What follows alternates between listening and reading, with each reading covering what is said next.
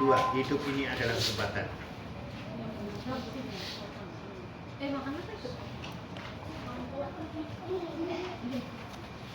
Hidup ini, ya mari. Hidup ini adalah kesempatan. Hidup ini untuk melayani Tuhan. Jangan sia-siakan waktu yang Tuhan beri. Hidup ini harus jadi berkat. Diulangi lagi.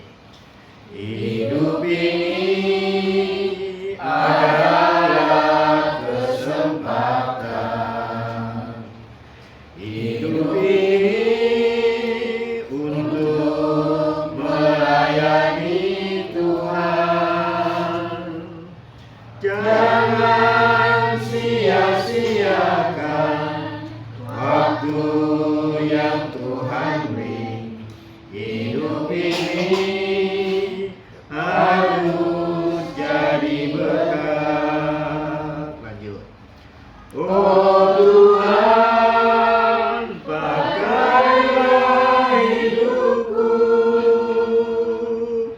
selagi aku masih kuat. Bila saatnya nanti ku tak berdaya lagi, hidup ini sudah jadi berkat.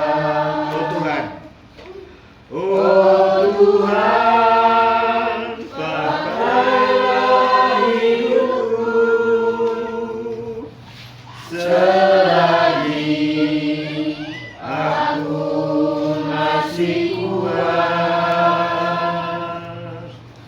Bila saatnya nanti ku tak berdaya lagi, hidup ini sudah jadi berkat.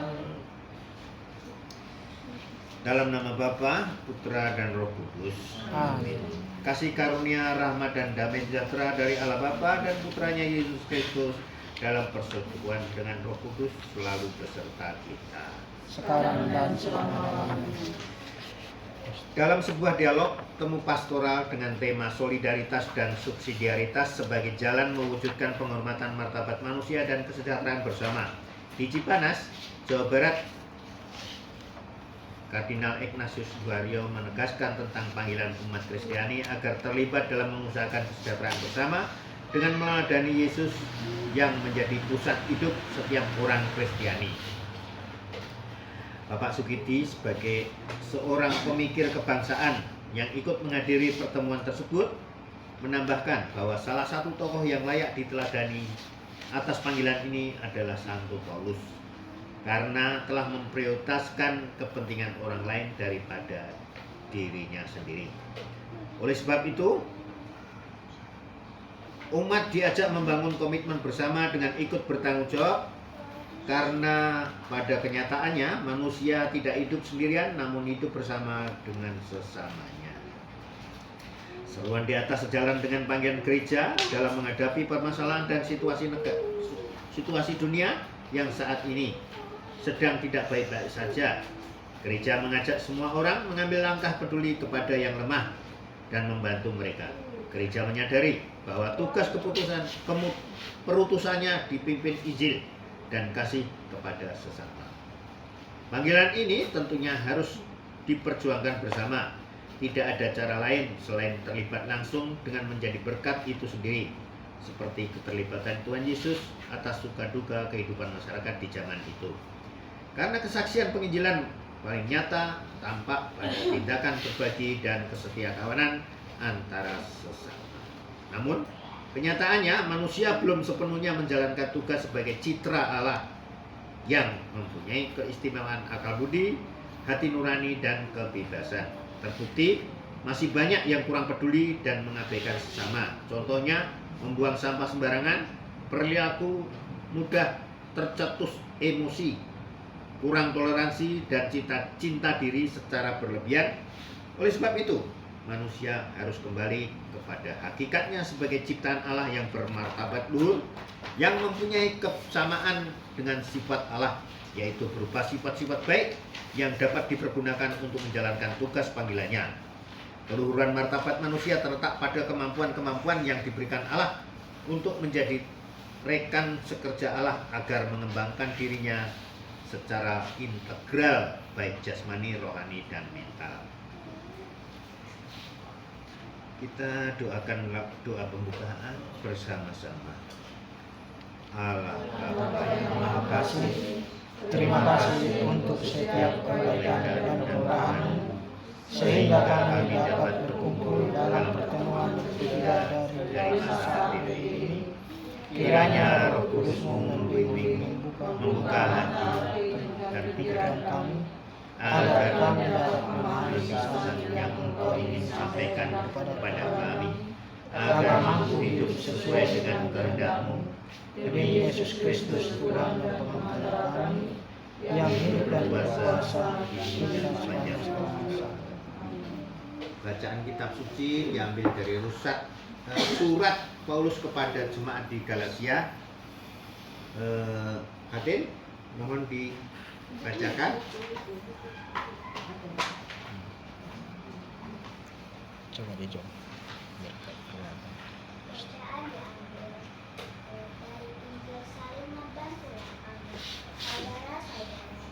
Kalaupun seorang kedapatan melakukan suatu pelanggaran, maka kamu yang berhadir harus memimpin orang itu ke jalan yang benar, dalam melakukan lembut, sambil menjaga diri sendiri, supaya kamu juga jangan kena pencobaan, bertolong-tolongan menanggung beban. Demikianlah kamu memenuhi beban Kristus, sebab kalau seorang menyangka bahwa ia berarti pada hal yang sama sekali tidak berarti ia menyentuh dirinya sendiri. Baiklah setiap orang memuji pekerjaannya sendiri, maka ia boleh bermegah melihat keadaannya sendiri dan bukan melihat keadaan orang lain, sebab setiap orang akan memikul tanggungannya sendiri. Dan baiklah ia yang menerima pengajaran dalam firman mendaki segala sesuatu yang ada padanya dengan orang yang memberikan pengajaran itu. Jangan sesat.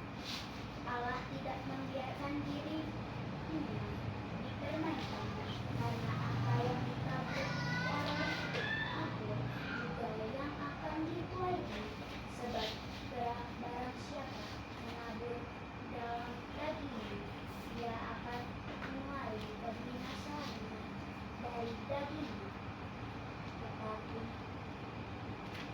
dalam roh dia akan menuai hidup yang kekal. Dari roh itu, janganlah kita diuji berbuat baik, karena apabila sudah datang waktunya, kita akan menuai jika kita hendak menjadi lemah. Karena itu, selama masih ada kesempatan bagi kita, marilah kita berbuat baik kepada semua orang, tetapi terutama kepada kawan-kawan kita sendiri. Demikianlah sabda Tuhan. Syukur kepada Allah.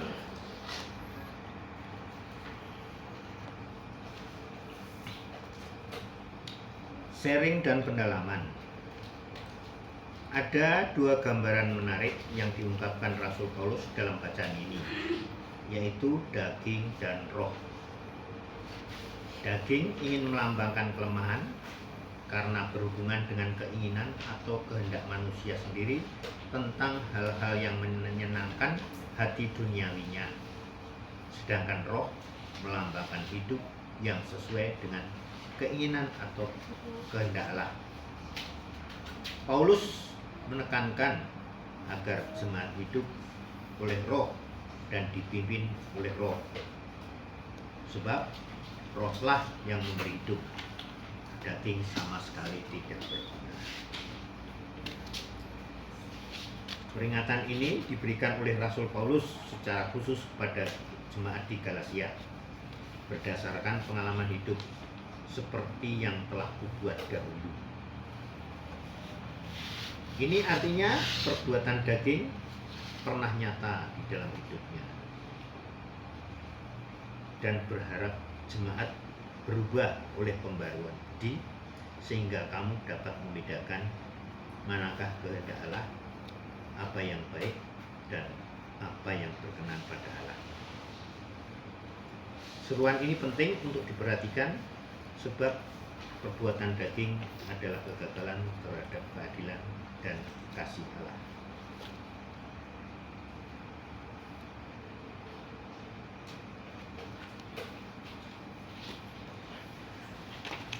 Apa maksudnya Paulus bilang seperti yang telah kubuat dahulu? Paulus itu dulu namanya siapa? Saulus. Saulus dulu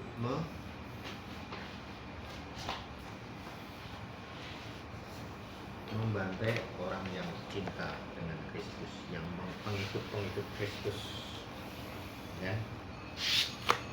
Itu keinginan daging karena ingin dipuji. Saulus dulu minta surat langsung untuk mengeksekusi orang-orang yang sebagai pengikut Kristus. Desakan Paulus ini dimaksudkan agar semua orang saling membantu dalam menghadapi berbagai masalah yang timbul akhir-akhir ini setelah pengaruh pandemi COVID-19, seperti masalah kesehatan mental, contohnya kehilangan pekerjaan, perubahan gaya hidup, tuntutan pekerjaan tinggi, harga kebutuhan pokok meningkat yang tidak disertai dengan kemampuan ekonomi yang memadai. FOMO atau fear of missing out. Apa itu fear of missing out? Fear of missing out.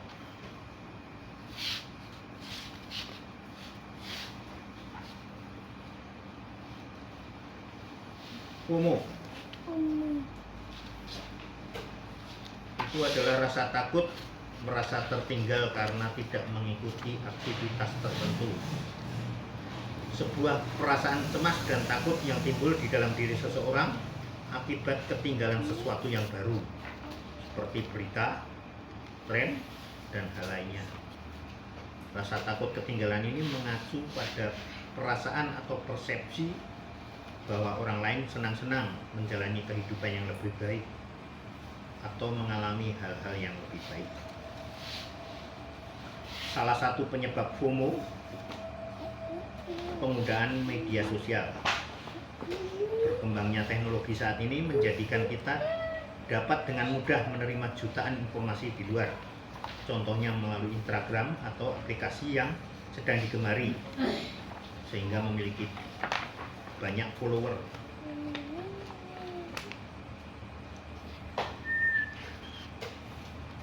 Dari sinilah kita sebagai follower dapat memicu munculnya perasaan cemas, lalu membandingkan kehidupan kita dengan orang lain yang terlihat lebih menyenangkan atau bahagia.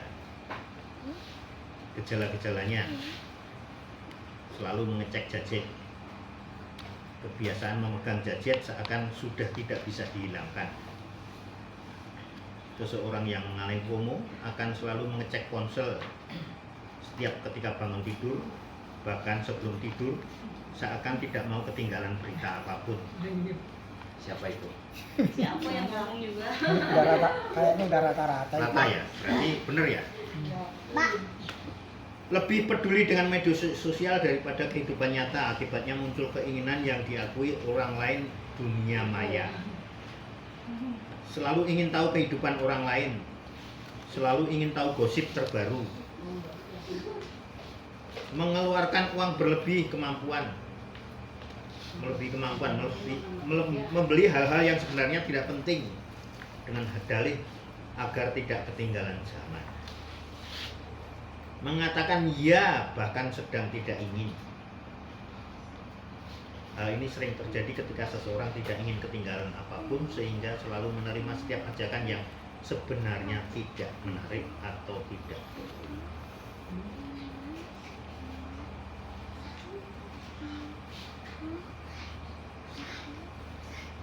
Tragis ya. Yang menimbulkan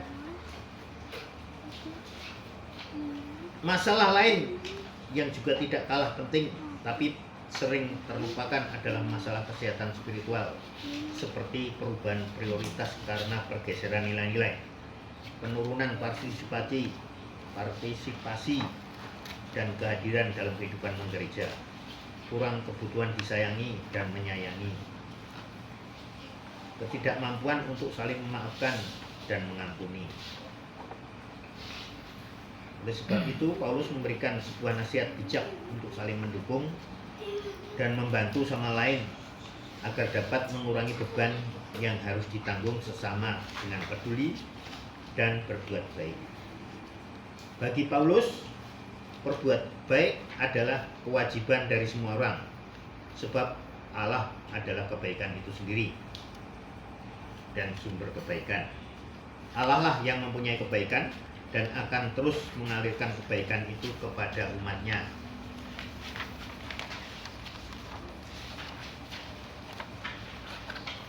Coba sebutkan tindakan manusia dalam kehidupan sehari-hari yang belum mencerminkan dirinya sebagai citra Allah.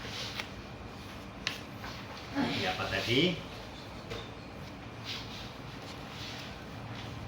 Dalam pengantar tadi sudah disebutkan.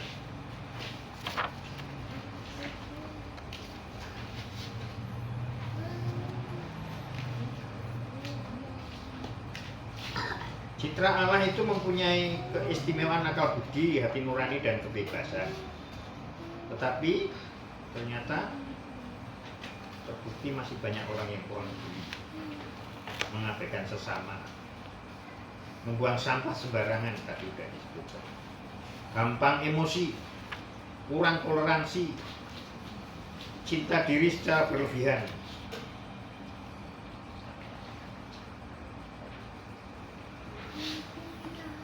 Ya kan?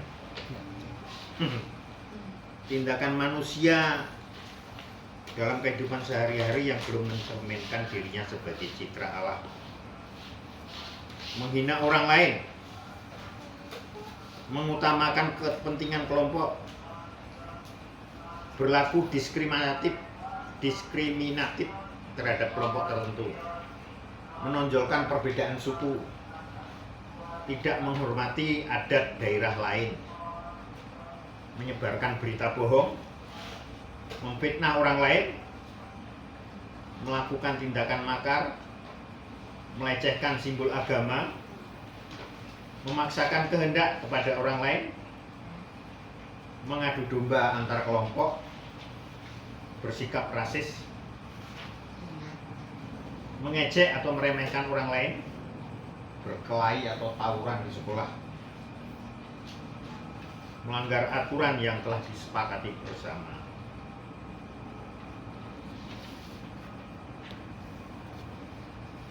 Mengapa manusia harus hidup dalam kebersamaan dengan orang lain dan senantiasa menjalin relasi dengan Allah penciptanya? Ada yang bisa jawab? Mengapa manusia harus hidup kebersamaan dengan orang lain? Berbuat baik adalah kewajiban dari semua orang, sebab Allah adalah kebaikan itu sendiri dan sumber kebaikan itu Allah yang mempunyainya.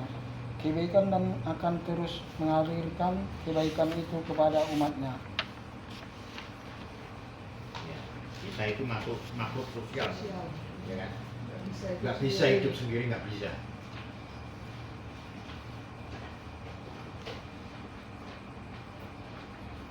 Ada pepatah bilang kita itu malaikat sebetulnya, Cuma kita cuma punya satu sayap. Kita bisa terbang kalau kita sama-sama saling merangkul. Terbang. Yang satu punya sayap kiri, yang satu punya sayap kanan, sehingga saling merangkul, kita bisa terbang bareng. Ibaratnya seperti itu. Kalau kita sendiri nggak bakalan bisa naik.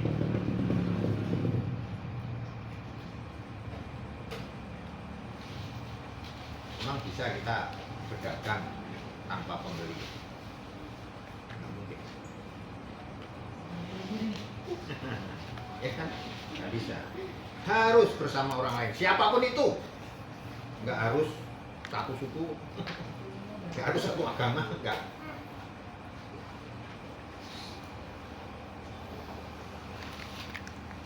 Jadi manusia harus hidup dalam kebersamaan.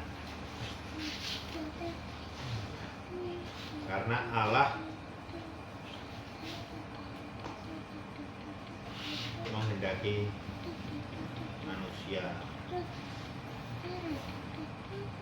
berkomunitas.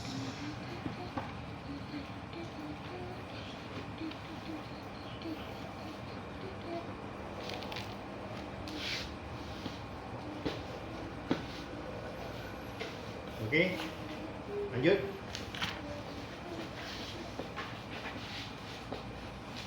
Peneguhan wawasan melalui salah satu dokumen gereja Caritas in Veritate, umat diajak mengutamakan pelayanan berbagi dengan terlibat dalam misi kebenaran yang harus diselesaikan setiap waktu dan situasi demi terwujudnya kesejahteraan bersama sesuai martabat dan panggilannya, dalam menjawab tantangan untuk mengasihi sesama dengan cara memberi kebaikan yang dimiliki untuk orang lain, baik perorangan, keluarga, maupun kelompok.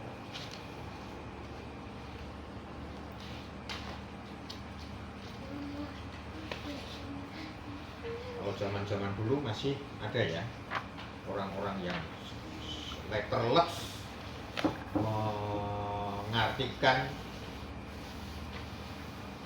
perintah Tuhan, jualah segala milikmu dan berikan kepada miskin, dan itu benar-benar dilakukan secara letterless.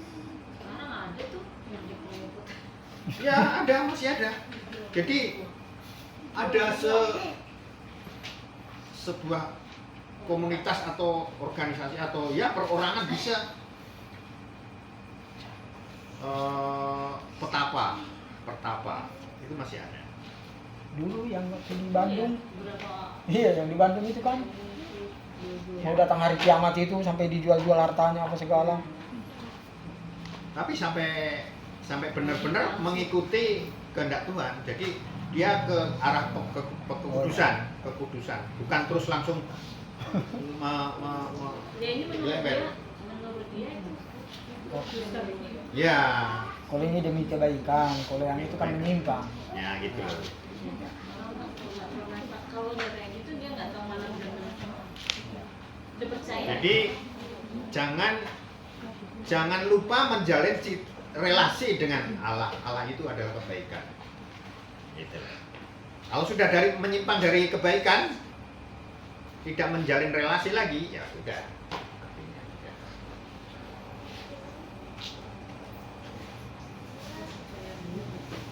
Letterless, ya secara letterless. Caranya dengan menumbuhkan kesadaran dan membangun budaya peduli melalui karya-karya sederhana dalam kehidupan sehari-hari yang membawa transformasi diri untuk menjadi pribadi yang lebih berbelas kasih, lebih terbuka terhadap penderitaan sesama, yang membutuhkan dan menjadikan semua kebaikan itu sebagai gaya hidup yang dipimpin oleh Roh.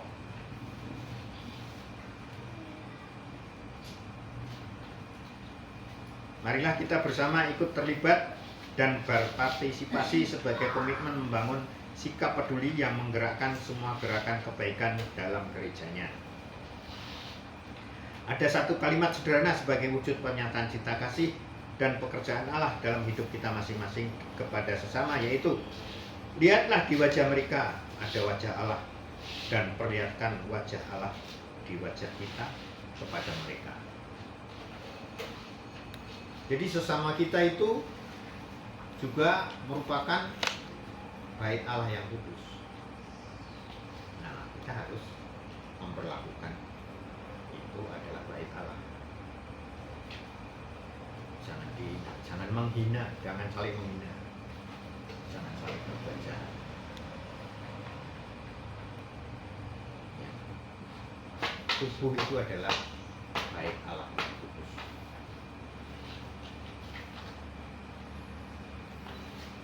Oke, lanjut. Membangun komitmen dan aksi nyata. 1. Pengurus PSE dapat menyediakan kartu waktu konseling bagi umat yang membutuhkan one-on-one discussion untuk berbagi pengalaman dan strategi dalam mengatasi masalah yang ada, di mana umat dapat mengutarakan permasalahan yang dihadapi dan bersama-sama mencari solusi yang tepat bagi permasalahannya. 2. Memberdayakan kaum disabilitas dengan meningkatkan kemandirian mereka melalui pelatihan dan keterampilan kerja, memberikan peluang pekerjaan sesuai kemampuan dan minat, melibatkan seniman atau musisi disabilitas, meningkatkan kesadaran masyarakat untuk menghilangkan pandangan dan penilaian negatif.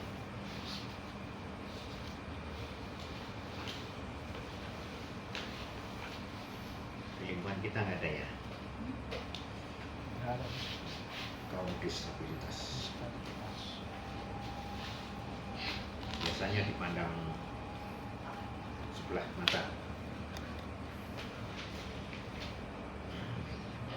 Konseling pendampingan orang muda, contohnya Domus Cortis atau Rumah Hati, didirikan atas himbuan Pastor Subagio dan memiliki beberapa program profesional, antara lain topik yang menjawab kegelisahan kaum muda dan mengajarkan pentingnya berdoa selama 60 menit sehari, karena doa membantu untuk lebih menghargai tubuh dalam bait Allah.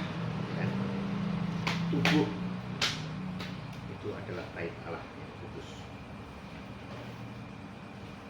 Penguatan literasi digital dapat membantu membuat keputusan cerdas dan melindungi diri dari berbagai risiko seperti tawaran human trafficking yang memanfaatkan platform online untuk merebut korbannya.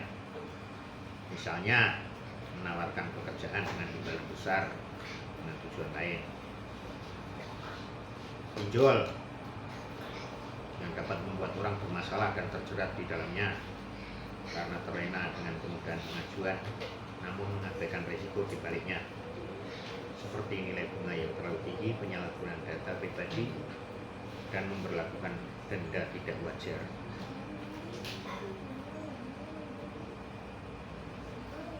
Bahkan memberlakukan penekanan, pemaksaan, disamperin para debitor. Deteksi dan verifikasi berita palsu atau hoax dengan memahami pentingnya sumber informasi yang jelas dan terpercaya.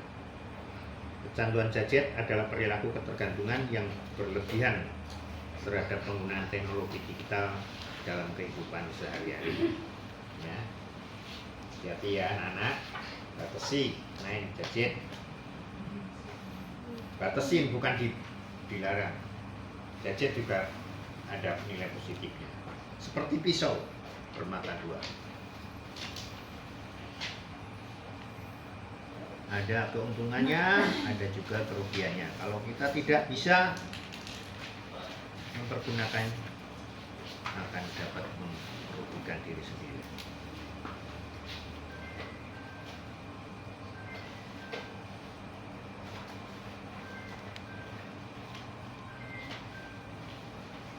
Kita lanjutkan dengan doa umat spontan.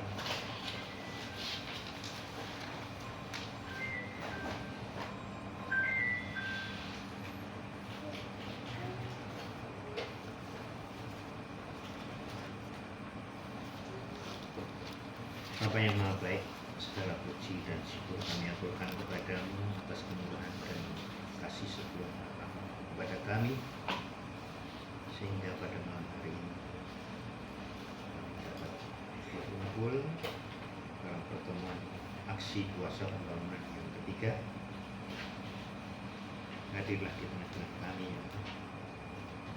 Kami hendak menyampaikan doa-doa permohonan kepada-Mu.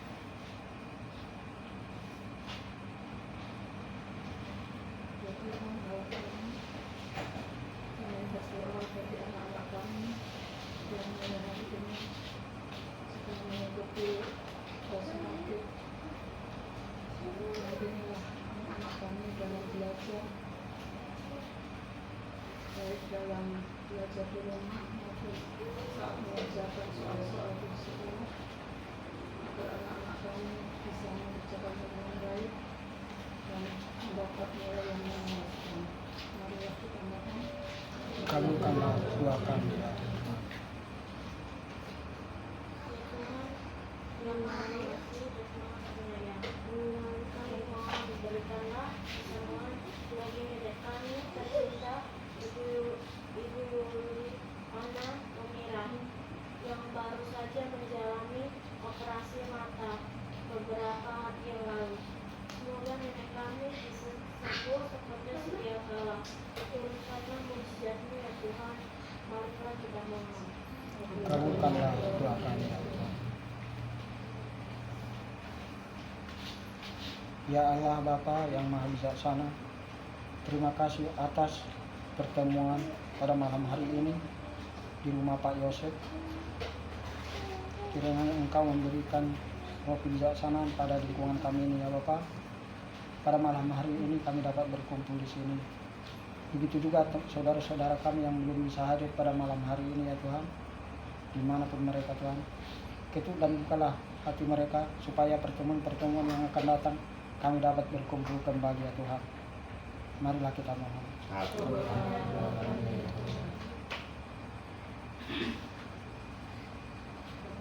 Pengasih,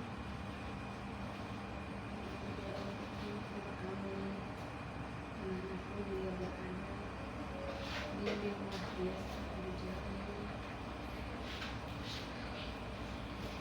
Ini dia dari muda sampai kesukaannya. Berikanlah dia kesehatan selalu. Semoga apa yang tidak Kabulkanlah doa Doa kami. kami ya Tuhan. Ya Allah Bapa dari kerajaan surga, dalam masa prapaskah yang ketiga ini, dari ibu hati yang dalam kami memohon berkatilah semua pekerjaan yang kami jalankan setiap hari, agar bisa kami gunakan hasil dari pekerjaan kami untuk kebutuhan kehidupan kami sehari-hari. Marilah kita mohon. Kabulkanlah doa kami ya Tuhan.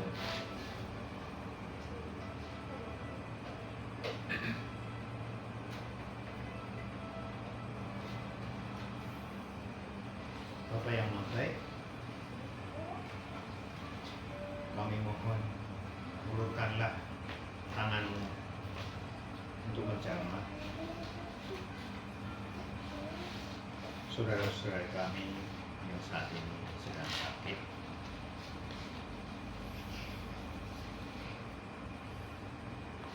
Berilah kesembuhan pada mereka sehingga dapat menunaikan tugasnya dengan baik.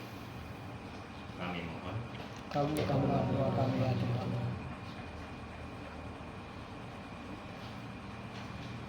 Tuhan pencipta dan pemelihara alam semesta, kami datang kepadamu dengan kerendahan hati, mohon bimbingan dan kekuatan-Mu dalam menjaga dan merawat lingkungan yang Kau berikan kepada kami. Bimbinglah kami ya Tuhan, untuk menjadi penjaga yang bijaksana dan bertanggung jawab atas bumi yang Kau percayakan kepada kami. Bantu kami menghormati dan melindungi keindahan alam yang Kau ciptakan dan menjaga keseimbangan ekosistem agar semua makhluk hidup dapat hidup dengan damai. Tuhan, tolong berikan rahmat juga kepada para pemimpin dan pengambil keputusan di seluruh dunia, agar mereka dapat mengambil langkah-langkah yang bijaksana dan bertanggung jawab untuk melindungi alam dan mencegah kerusakan lingkungan. Inilah kami dalam memperlakukan sumber daya alam dengan penuh kebijaksanaan dan rasa hormat. Bantu kami mengelola dan menggunakan sumber daya tersebut dengan adil dan berkelanjutan, agar generasi yang akan datang juga dapat menikmati berkat-berkat yang Engkau berikan. Ya Tuhan, ampunilah dosa-dosa kami yang telah merusak lingkungan ini. Bantu kami untuk hidup lebih sederhana dan berkelanjutan, mengurangi polusi, mengurangi penggunaan energi yang berlebihan,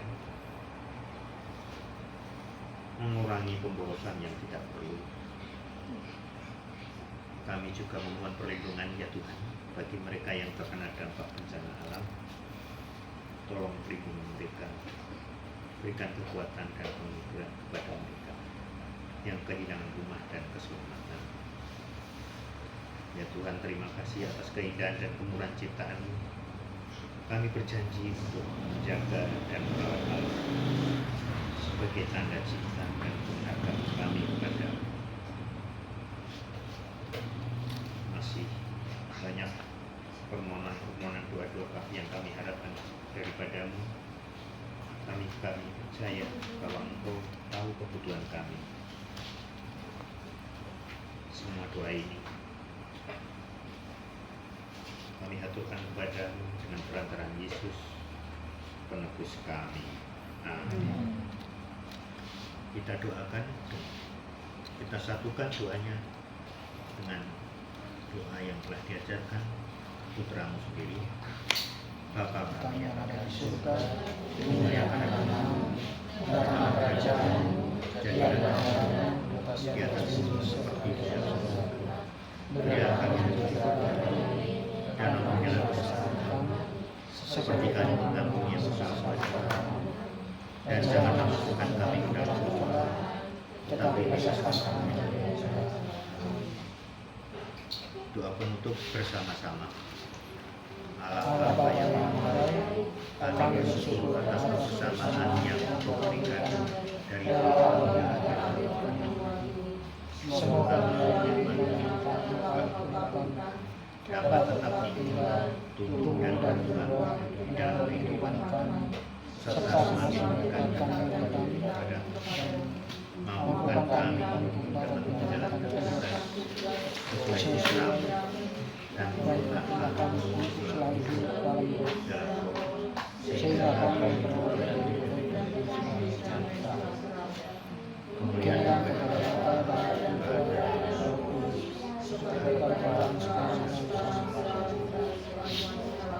Amin. Semoga Tuhan beserta kita. Semoga kita semua yang hadir dan keluarga kita serta orang-orang yang kita doakan dibimbing dan diberkati oleh Allah Bapa yang Maha Kuasa, dalam nama Bapa, Putra dan Roh Kudus. Amin. Kita tutup dengan lagu penutup.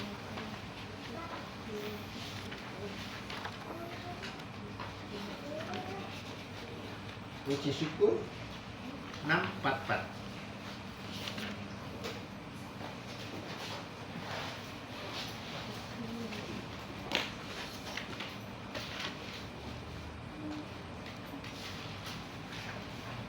Bisa nggak? Bisa. 644.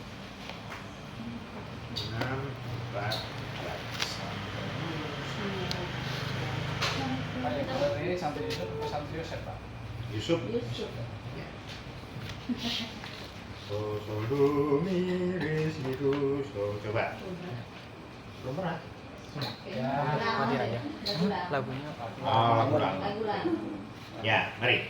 Santo Yusuf yang menjaga keluarga Nazaret, kau menjaga Bunda Kudus, juga Yesus